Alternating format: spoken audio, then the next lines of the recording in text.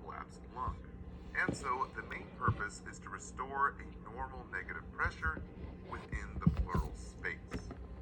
Like with a pleural effusion, where we have fluid in the pleural lung space, or a hemothorax, that blood in that pleural lung space, and even pneumothorax, that air inside that lung space. Now, how does a chest tube work? Well, by inserting the tube into this pleural lung space, it simply sucks out that air, fluid, or blood into a closed, one-way drainage system.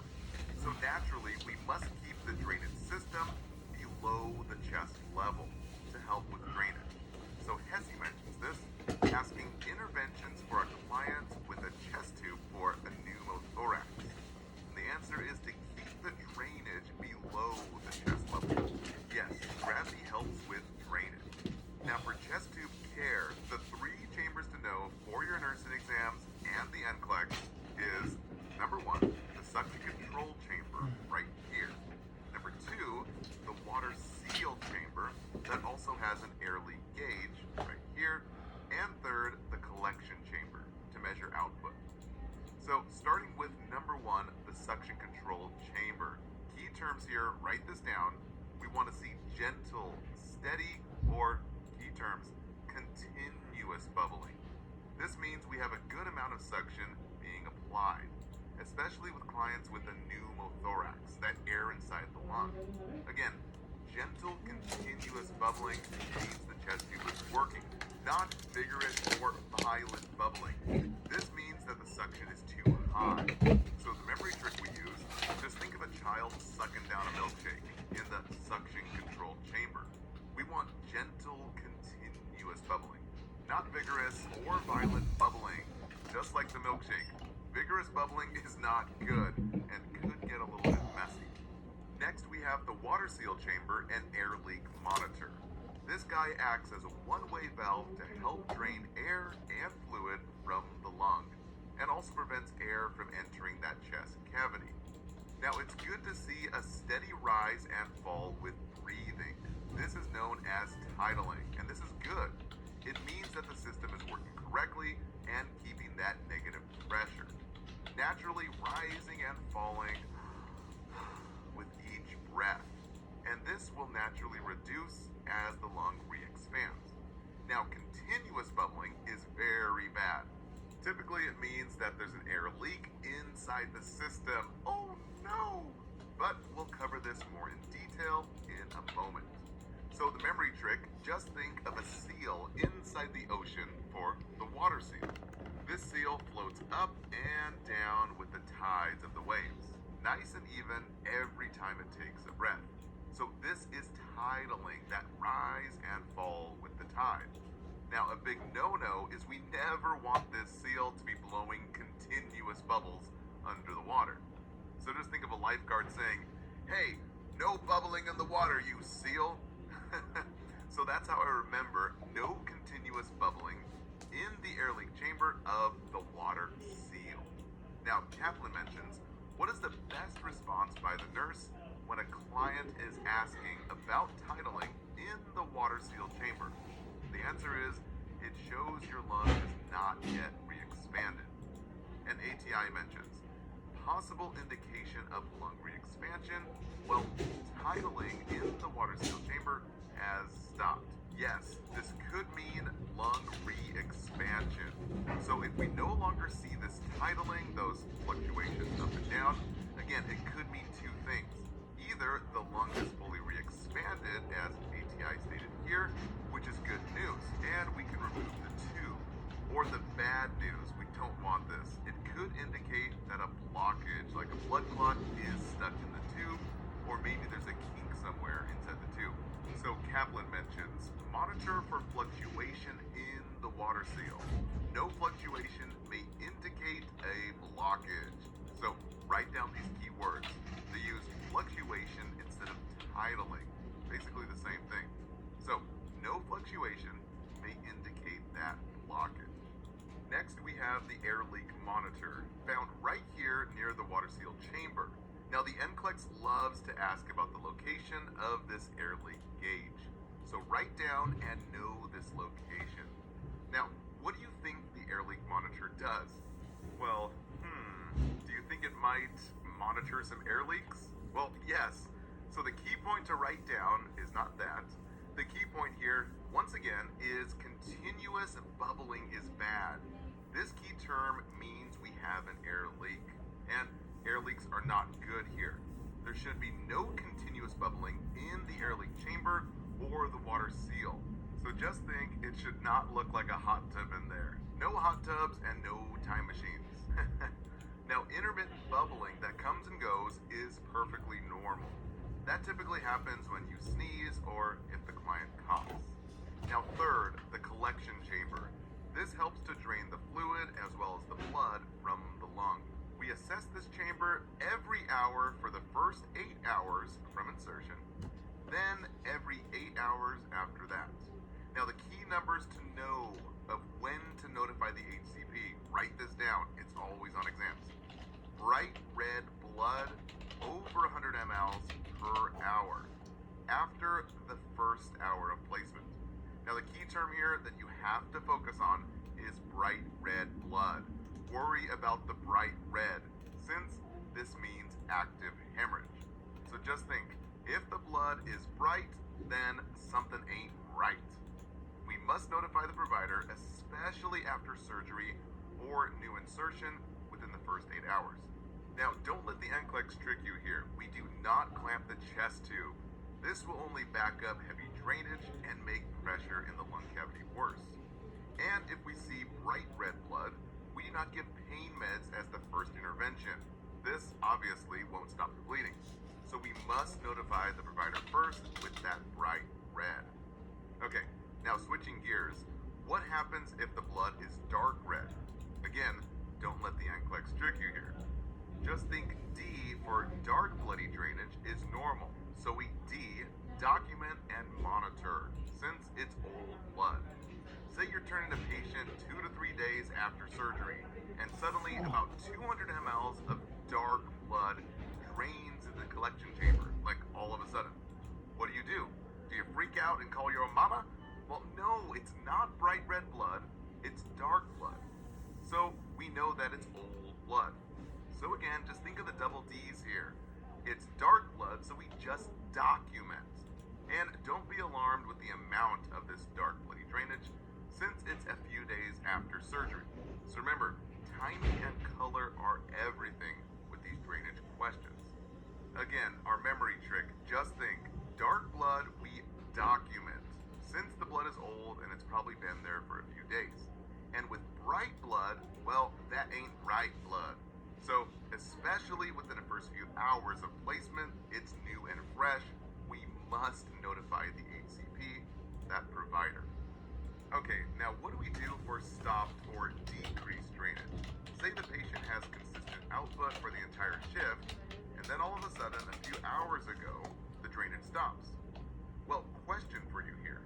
Do we assess the patient first or the chest tube first? Well, always assess the patient first and machine second. That's always on the NCLEX and exams. So write it down. We assess the patient first by listening or auscultating lung sounds. Now, we do not want to hear diminished breath sounds because that is a priority. This indicates that the chest tube is not working to improve that airflow, and typically means that the patient is now filling up with blood or fluid. Very deadly. So write it down. Diminished breath sounds are priority. Second, we turn cough and deep breathe. And third, we reposition the patient, since blood or fluid can collect in one area of that lung space. And if the patient's been laying down in a certain position for too long, blood or fluid can collect there as well. Now, Kaplan had a question about this, asking about priority for a client with 3-chamber chest drainage system for hemothorax. And the answer is to assess the client's respiratory status frequently. Remember, we assess the patient first and then devices later. So don't let the NCLEX trick you here. We do not adjust the suction. Technically, we need an order for that. And don't assess the chest tube initially. A lot of students get this wrong on their NCLEX and exams. So write it down and know it. We always assess the patient first before machines.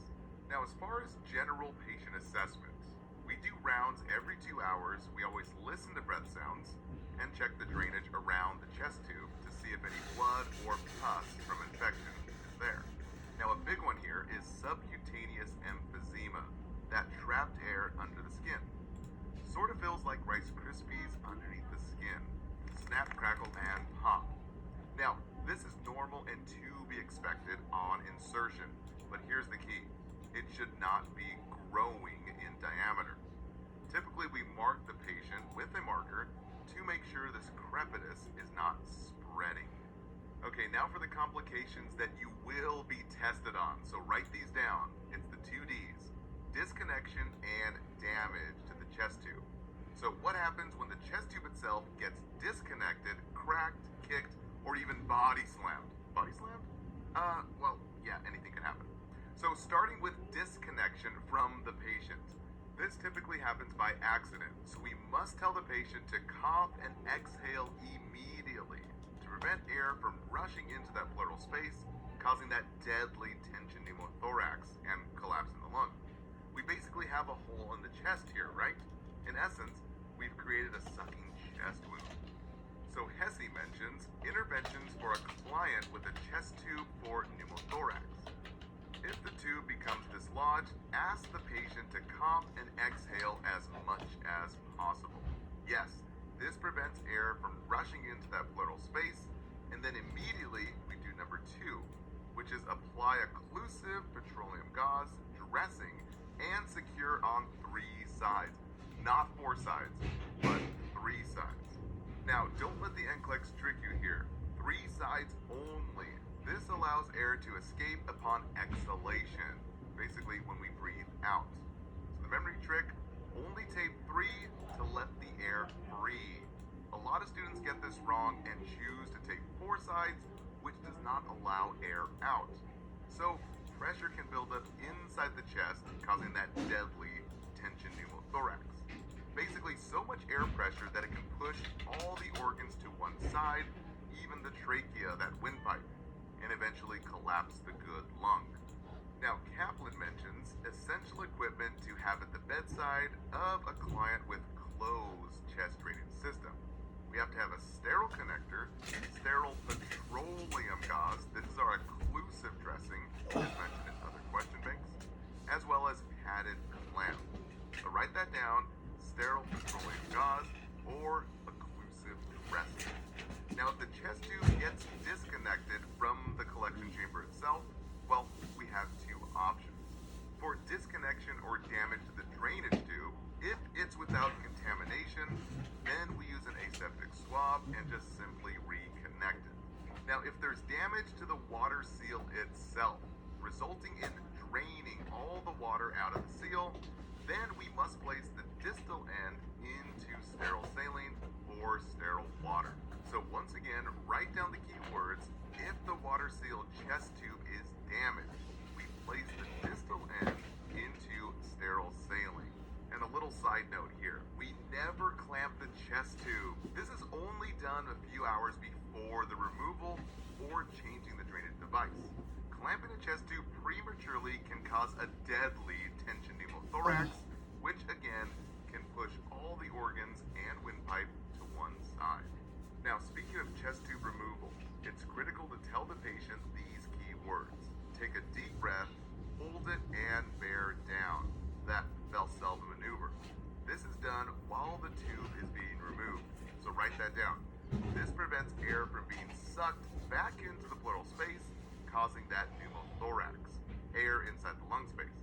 Again, we must take a deep breath, hold it, and bear down. Bear down. Not a slight inhalation, but a big one. Then we typically take a chest x-ray afterward, just to make sure there's no new air or fluid inside the lung space. Now for the big no-nos, we have 3 here. Number 1, we never milk or strip a chest tube. This could create more pressure within the patient, causing that deadly tension pneumothorax. So just think, stripping can be dangerous. I was this close to stripping, but never mind. Just remember, never strip or milk a chest tube. Now the second thing is we never want to see continuous bubbling in the key term water seal or air leak chamber. The only place that should have continuous bubbling should be the suction chamber, like we're sucking bubbles. Again, think of that seal here. Remember by saying, no blowing bubbles, you seal. And lastly, number 3, never clamp during transport. Now, we talked about this before. As a general rule on the NCLEX and exams, we never clamp a chest tube.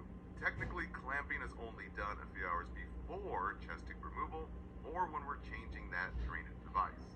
Because clamping a chest tube prematurely, once again, can cause that deadly tension pneumothorax. Alright guys, that wraps it up for this segment.